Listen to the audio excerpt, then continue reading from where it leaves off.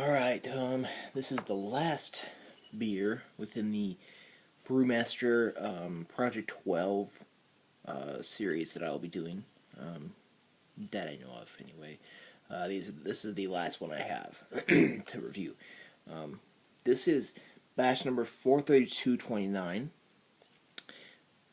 Beechwood Bock. This is a deep amber lager brewed with chocolate and caramel malts and finished on beechwood chips. It's 6% ABV. That's that's 0.5% higher than the other two I tried within this Brewmaster Project 12 series. Nice looking label, has a lot of info here. I had tried this already because I got this in a 6-pack from my grandparents, because like 2 weeks ago I got hit by a car and my leg got broken. I had to have surgery, and my grandparents sent me a care package and gave me a 6-pack of these Budweiser Brewmasters. I drank. There was 2 of each kind. The other kinds were this North Pacific Lager, which I reviewed, and this vanilla bourbon cask that I reviewed. Both of those I really enjoyed. This I remember having tried, and I don't remember really enjoying it that much, but I'm going to keep an open mind. Beer gets a 79 on Beer Advocate, which is good, okay score. The bros haven't reviewed it. These beers don't have a whole lot of reviews on Beer Advocate, so you really, I guess, if you don't have that many reviews, you have to just kind of figure out what you think and then just go from there. But this is Anheuser-Busch InBev, and I really like what they've been doing with their newer craft beer things and their craft beer experiences, their batches and all that stuff. That's really nice. I like the big companies trying their hand in the craft beer world. Lots of people hate that, but myself, on the other hand, like it. Beechwood Bock, finished on beechwood chips, brewed by Jennifer Eckstein in Columbus, Ohio. So let's keep an open mind, because I remember not really enjoying this one very much. So let's. And a little bit of smoke there.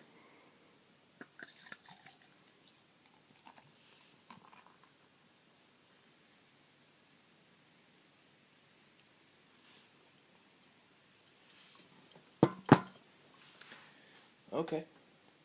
Well, I poured that aggressively. This has a almond, like light beige colored, sudsy, soapy head. It's crackling and fizzing. It's reducing. The other two did that too. The other two had the same kind of appearance of a reducing head very quickly. They all fall in line with that. It's all very down to very distinct similarities of these lagers. The body is a dark amber red, copperish thing. This is a amber red lager. Beechwood Bock. A Bock is a lager. This, I guess, this doesn't look like any Bock I've ever seen. Okay, a Bock, to me, is a dark lager. I don't really think that this is really what a Bock is supposed to look like, and I wouldn't call it a Bock at all. A Bock, even Shiner Bock. Shiner Bock, is not that awesome of a beer. It's good, but it's not awesome. It falls in line with the style, though. This, for me, doesn't look like a Bock. A Bock is like the lager version of a stout or a porter. It's the lager, lighter version of that. This, is not any kind of stout or porter you will ever see. The color or the whatever. The consistency is right, but it's just the color is not right. So I wouldn't put that in the class or the style of a Bock. Either way, let's go ahead and give this a smell.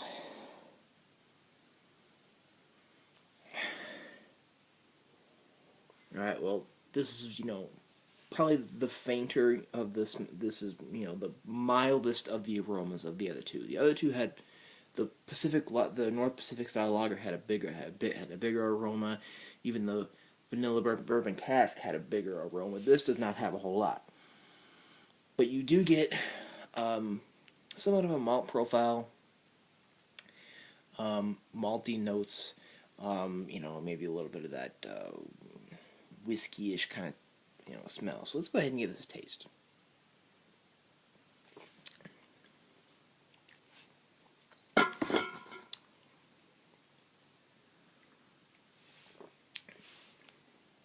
Okay. Caramely toffee malt profile for one. It says it has chocolate. It says it's brewed with chocolate. The chocolate, I don't think really I get that well.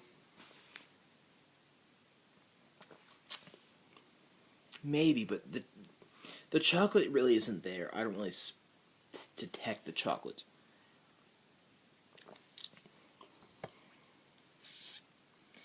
The caramel I get, and I even get like a toffee caramel thing. I get that. The chocolate, I don't see that. It's just, no, I know what chocolate is. I've tasted chocolate in various ales and lagers. I know what chocolate tastes like in a beer. Okay.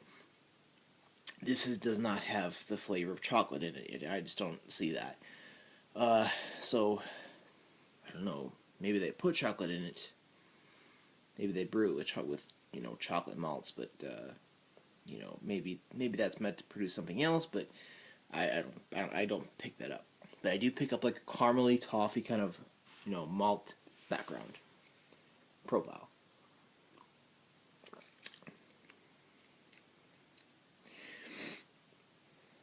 This is better than I remember. So I probably drank the other, the 6-pack came with 2 of each kind, and I probably drank the other one maybe 2 weeks ago, and I remember this tastes better than I remember.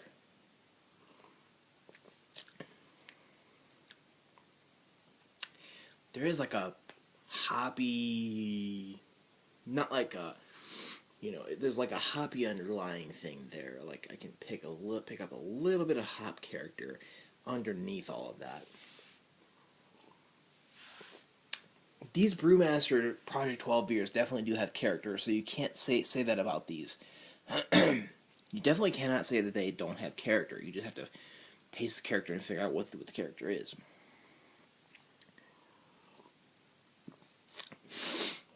Yeah, it has like a bitter underneath flavor, like a hoppy underneath flavor, which is nice. You can definitely taste the Beechwood chips. It's like a whiskey kind of thing, but not really a whole lot.